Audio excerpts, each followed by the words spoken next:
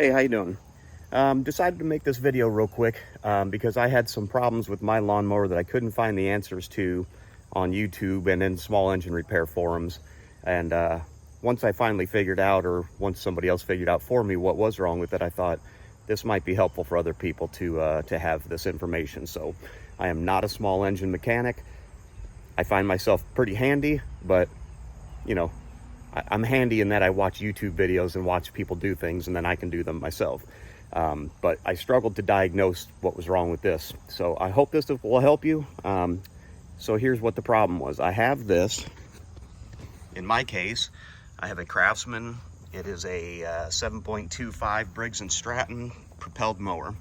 It's in primer gray right now because I had some rust holes in it that I did some fiberglass patches on and then just sprayed it with primer. Here was the problem I was having after I did those repairs. When I went to start it, I would pull this and it would rip that cord out of my hand. And if you're watching this video, you probably saw that in the title and are having the same problem. So I watched a bunch of YouTube videos and they always mentioned the same three scenarios. And I went to a small engine repair forum on Facebook. They also mentioned these same three scenarios. So before I tell you what fixed mine, let me tell you what the common three are. And I will also link eventually, as I relocate all the videos I watched, I'll link those to my video, and you can watch those for how to actually do those repairs. I'm simply going to show you what the three most common suggestions were if you're having a no start situation where it rips the pull cord out of your hand. So first was the possibility that it was hydro-locked. Now, I had this mower upside down, foolishly. I've learned, sorry, but I had it upside down to do the fiberglass repair. And that could have filled the cylinders with oil, causing a hydro-lock situation where there's oil on top of the piston and you can't compress liquid, and there you go. So the fix for a possible hydro-lock situation, this could also occur if somebody overfilled the oil, is basically you pull your spark plug wire off and then you remove that spark plug, and then you pull once you've done that, you will not have the snapback situation with your cord anymore. You will easily be able to pull your cord. Obviously it's not going to start, you have no spark plug, but it frees up whatever the possible hydro lock. You pull the cord and you just do that 5, 6, 7, 10 times, whatever it takes, and you see if oil shoots out of that hole. If no oil comes out, then it's not hydro-locked and you can put it back together. I actually stood mine up on its front wheels to see if any oil would pour out of there. And some did once I completely stood it up. But if you pull that cord 5, 6 times and nothing shoots out that hole, then your mower is not hydro-locked. So you can put your plug in, put your wire back on. The next possible, the next thing that was constantly recommended was up under here is your flywheel. And your flywheel has a Woodruff key, and I apologize if I'm using the wrong term for some of this stuff, but like I said, I'll link it. You'll see how to do it.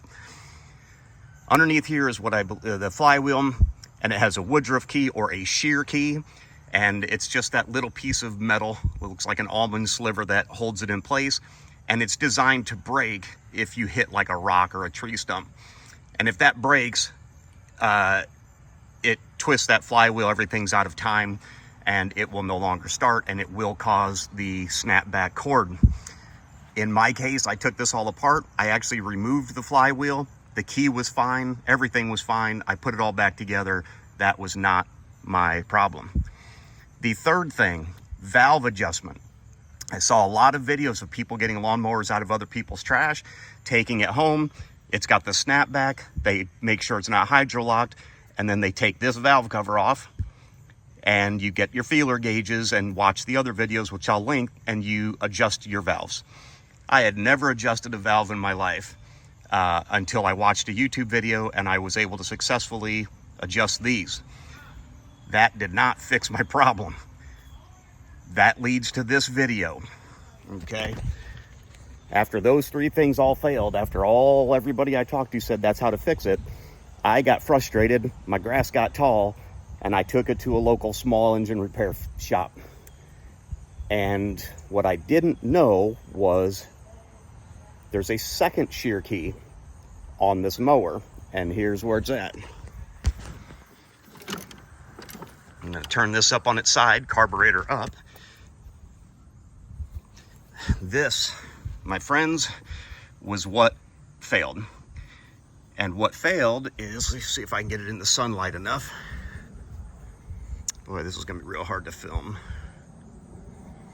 I don't know if I'm going to be able to show you. Way up in there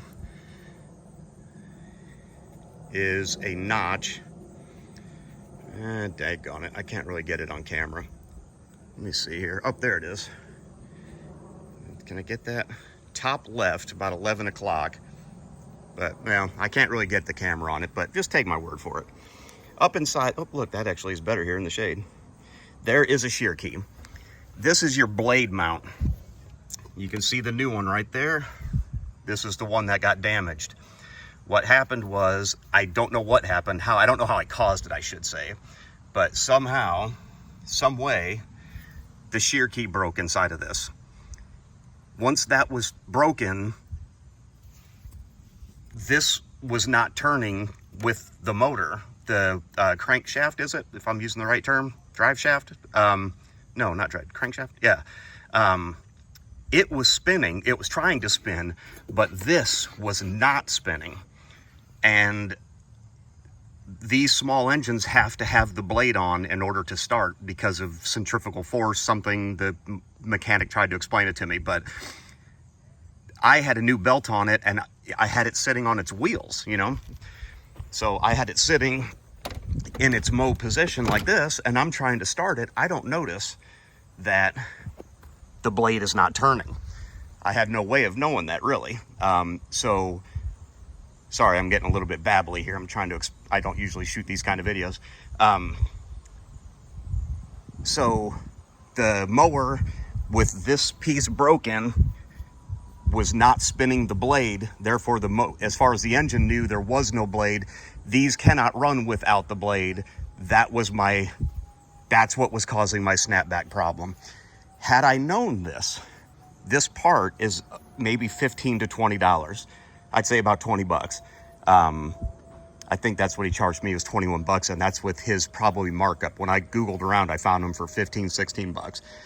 Had I known that, I could have put this on for 15 bucks and fixed the mower. Instead, I had to pay a small engine repair shop because I'm a dummy. So, there you go, guys. I hope that helps somebody. You don't have to subscribe. You don't have to smash that like button.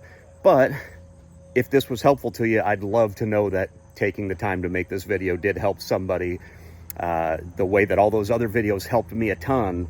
But they just simply didn't have that last piece of the puzzle that would have fixed this mower for me. So, yeah, good luck, everybody. And I'll throw some links to the other videos that I used, like for valve adjustment, the flywheel key, and the hydrolock videos. I'll link those up because those guys did the hard work of actually doing and showing you how to do that stuff. I'm just telling you, those are part of the list of things that need to get done. So, all right, good luck out there, guys. Take care.